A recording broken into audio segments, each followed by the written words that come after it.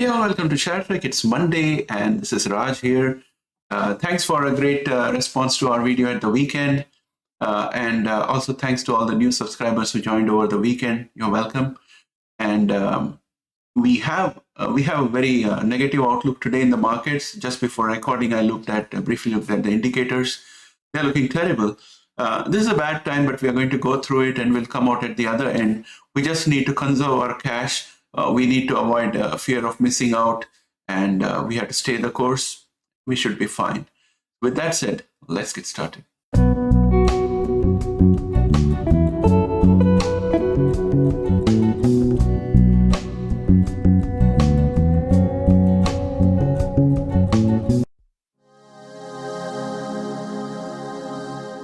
During the weekend video, I explained to you without charts or anything what exactly is happening right now and how it's going to impact the price of various companies, whether they are doing great or whether they are in the pioneering stages with zero income but developing intellectual property.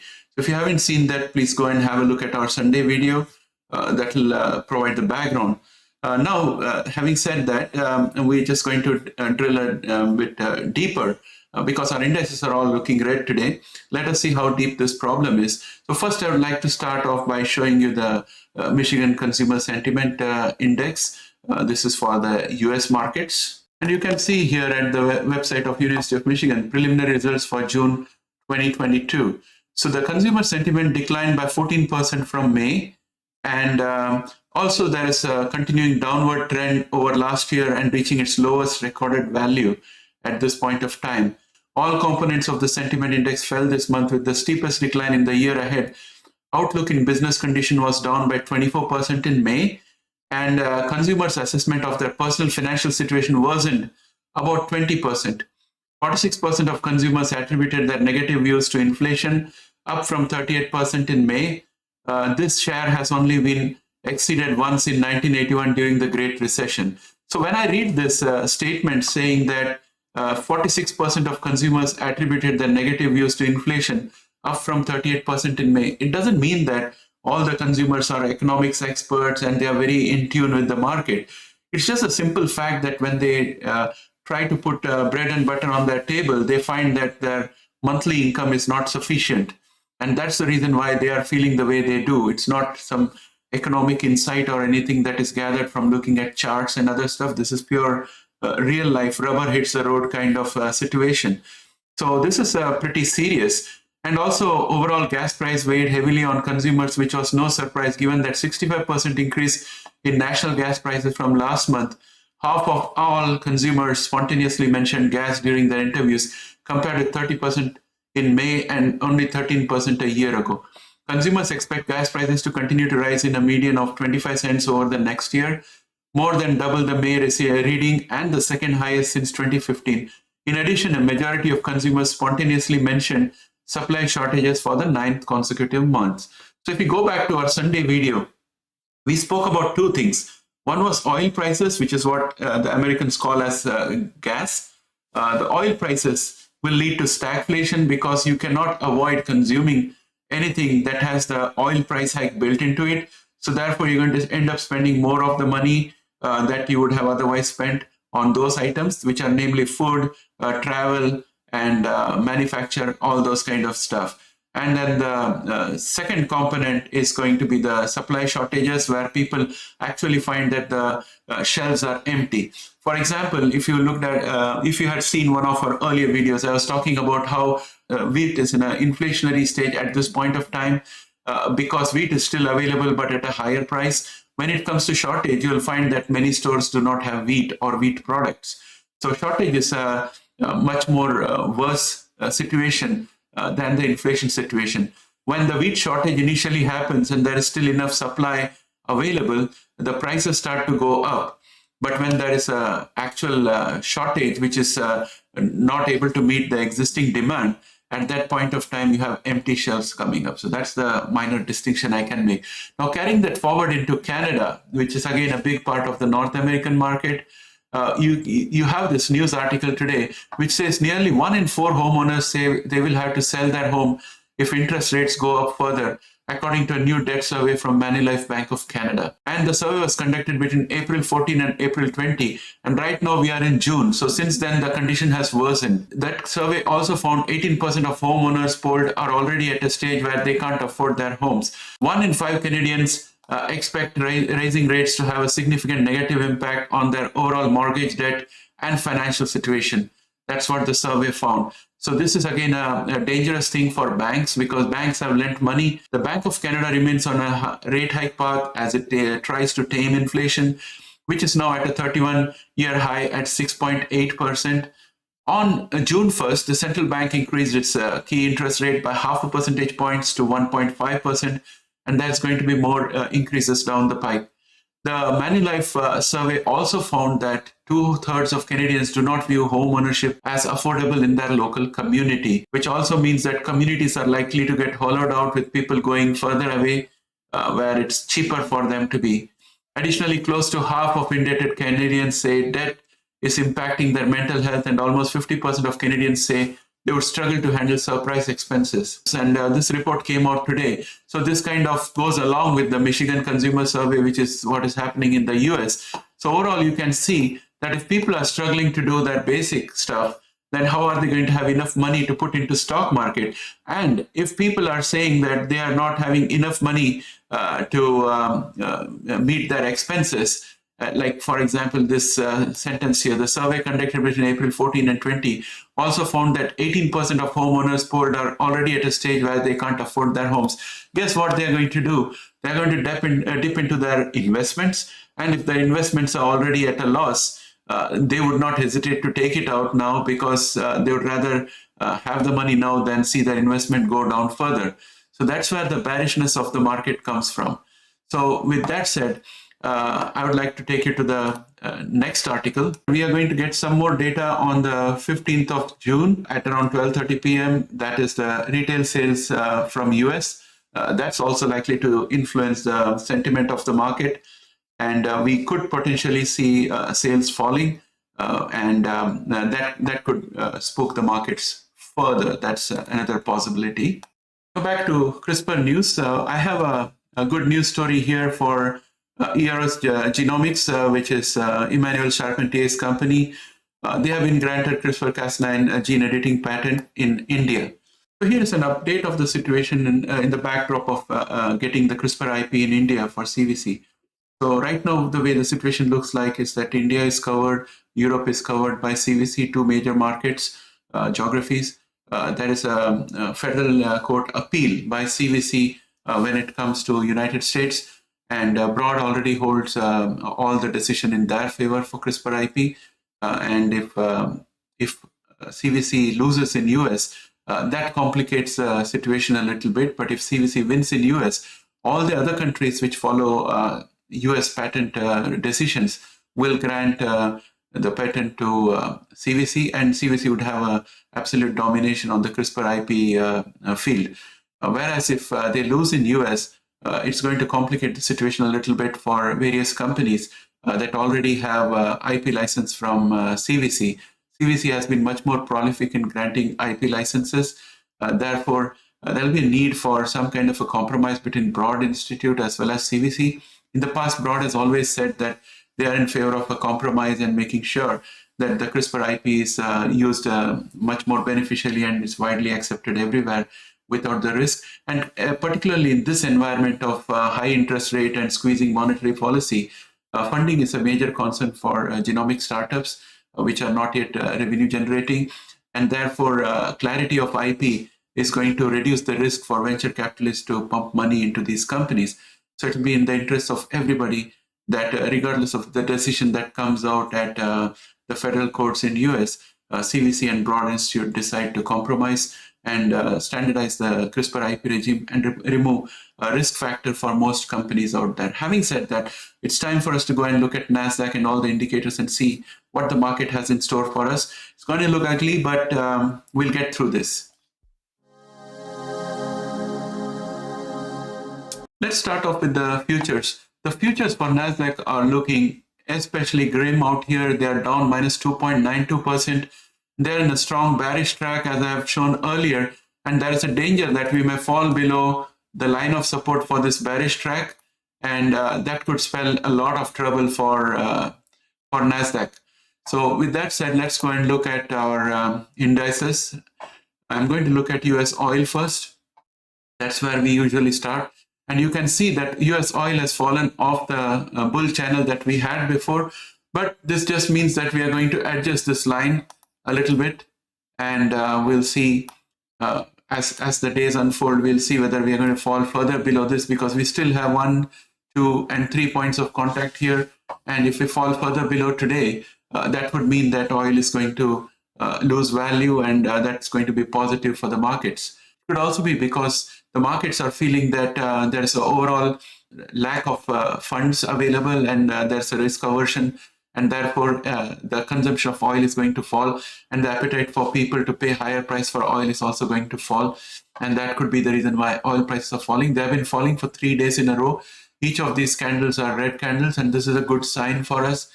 With that said, I'm going to have a quick look at the VIX, real-time VIX. So this is a real-time VIX, looking terrible today. This is today's candle for 13th of June, and you can see that we have gapped up. Typically, gaps have to be filled up, so we'll most likely come down. So today it could start really terrible, and it could hit the resistance of 33.77, and then we could start coming down. So the story would probably be that the first part of the day is going to be worse than the second part. So all the bad things are going to be front-loaded, and then things are going to start looking slightly better towards the evening. That's my opinion, based on just the VIX. We'll go ahead and see what it looks like when we look at other indices, and then we'll draw our conclusions. Next, let us look at PCC, the put-call ratio. So on 10th, we already breached the resistance of 1.31, and we went up. So this is total bearish territory for us. I'm going to put this as a support right now, because that's where we are.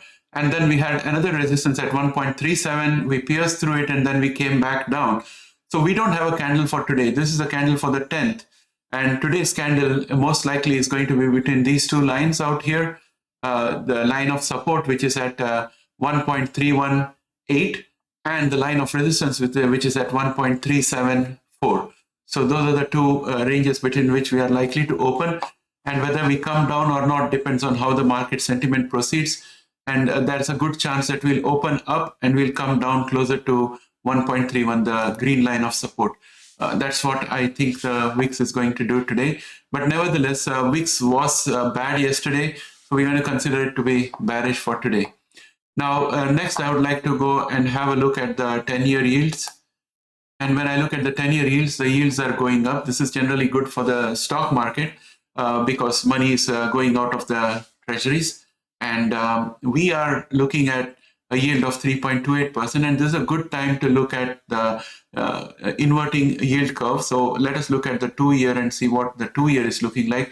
Right now, 10-year is at 3.261, and the 2-year is at 3.21. So we are almost very close with the 10-year and 2-year, and that's not a good sign. So both of these are coming very close to each other. They are just separated by 0.05. That's very, very minuscule. So we can say that the yield curve is already flattening. The more yield curves that flatten, the more it indicates that we are going to be in a recession. We already had a quarter of negative growth, and therefore the next quarter that is coming in, if it also tends to be negative, which it's likely to be, then we'll be technically in a recession as per the standard definition. So with that said, let's go and have a look at our QQQ and see what it is doing. So QQQ before pre-market trade is down minus 3.12%. That is a significant percent of drop. We have not seen drop like this pre-market in the very recent times. And we are also at another key support, which is this green line here at 288.41. And this key support should not be breached. In the past, we have breached it briefly and we have gone up again. But this is the lowest that we have ever been in the current downturn. And if we were to break through that, this again is a minor line of support that we have out here. But if we have to break down from there, our next stop is going to be this green line of support, which is at 273.52. That's going to be a steep drop. And that could potentially show us some capitulation. If we break through that also, then we have this diagonal line of support, which could probably help us at somewhere around 258.73 or in something in the 260 range, 250 to 260 range. That's where we are likely to drop down further. If we look at the MACD, you can see that the MACD is bullish, but tending towards the signal line, almost ready to cross over to the bearish side, and momentum is also down. So with the pre-market being the way it is, I can confidently say that we are going to open red and we're going to stay red for most of the day, potentially end the day red, but maybe not down minus 3.10, but down significantly. That's what it looks like here. And if we go and have a look at the S&P 500, we can see that the S&P 500 has also dropped significantly. Let's go back to QQQ. There is a big gap here, so we can see a big gap out here. Let me go to a 4-hour time frame so we can see it more pronounced. As you can see, the first 4 hours saw a huge drop. The second 4 hours managed to stay above this support line, and the drop in the second 4 hours was much less. Something like this is likely to happen today, and we can see that there's a big gap out here. Typically, for a chart, we always say that the gaps have to be filled. Like this gap out here got filled up out here, but there's a new gap, and to fill that, we'll have to go up. So we'll need to bounce off either this line of support, or if I were to pull this out here, this is another line of support that we have here. So we have to bounce off one of them and then come up. Whether we're going to come up or not depends on what happens in the market. The Russia-Ukraine conflict and the oil prices and the supply chain are already causing a lot of problem. On top of that, in the US, we have a serious political problem with the midterm elections approaching. And the January 6th Commission is giving out details that really seem scary. And if the conservatives win the midterm elections and they take control of the Senate and the House, then the political situation is going to be even more volatile. And if they lose also, it's going to be volatile. So we have to factor those things in. And the US markets definitely drive the global markets. And therefore, whether you are in Europe or wherever, it's definitely going to impact you. And therefore, the whole world is looking at the US and hoping that the people in the US will elect the proper government and have a control over what's happening in their political sphere. So let's all hope for the best that comes out. Today also there's a hearing, and more facts are going to come out. And there will be a lot of political pressure going on out there. We have to see how it impacts the market as we approach the midterm elections. With that said, I'm going to go back to S&P 500 because we didn't look at it in detail. Going back to S&P 500, the first thing that strikes me is the huge gap. Now, this gap has got to be filled, and it can be filled only on the way up. Typically, gaps are filled within 48 hours, but if that doesn't happen, then it could take a longer period of time for us to fill it up. So therefore, today it's very key that we stay above this support line of 389, but we can see from the pre-market action, we are down 2.46%, that is 380.33. So we are already here. So our next line of support is 376.26, and we further have support with this green line out here, which I'm going to extend, and I'm going to leave that out here. And we'll just scroll down and see where it's going to be. It's going to take us to 374.80. So we may potentially come up to 373. So we have a potential of falling all the way up to 373 if things go bad. And if we break down below this line of support of 389, which we have already done. So we can see further more decline. We are at 380 right now. We could go all the way up to 376 or below. So that's the prediction for today. And the MACD is also looking absolutely bearish and moving away from the signal line, and momentum is also dropped down. So S&P 500 has got a broader range of stocks, and it's a much better indicator of market sentiment than the Nasdaq. So I'll go with S&P 500. Today is as clear as it has ever been that everything is going to be red, and it's a very bad day in the market. And with that said, for a change, I just want to go and have a look at a few of the bellwether stocks. I'm going to look at our bigger stocks out here like Microsoft, which is a very, very strong and steady stock. It's down 2.64%. This is not at all good. Apple, which is again a very strong stock, it's down 3.22%. This is not good. It's as low as it has ever been.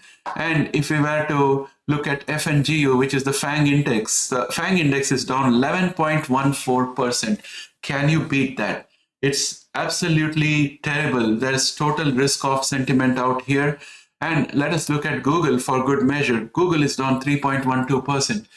So this is all pre-market I'm talking about. Google is down pre-market 3.12%. So things are looking terrible out here. I want to look at one more thing. That is my favorite stock, Tesla. Tesla is as low as it has ever been, 664, and our next support is somewhere close to 600. That's the next major support. Of course, we can have some minor supports out here. Like if you were to look at this situation out here, this could be another support at 664, but we are already there pre-market. So we are most likely to breach that. We are going to breach our 20-day and 9-day exponential moving average. And then our next stop is going to be 600.55. So we already breached all the exponential moving averages, and we are coming down to 600.55 in my opinion. And if you want another minor stop just for psychological comfort, I would say that the next minor stop is going to be out here. So this is going to be the next minor resistance at 626.47. So things are looking terrible, my friends. Let's go and have a quick look at genomics just to just for the sake of completeness.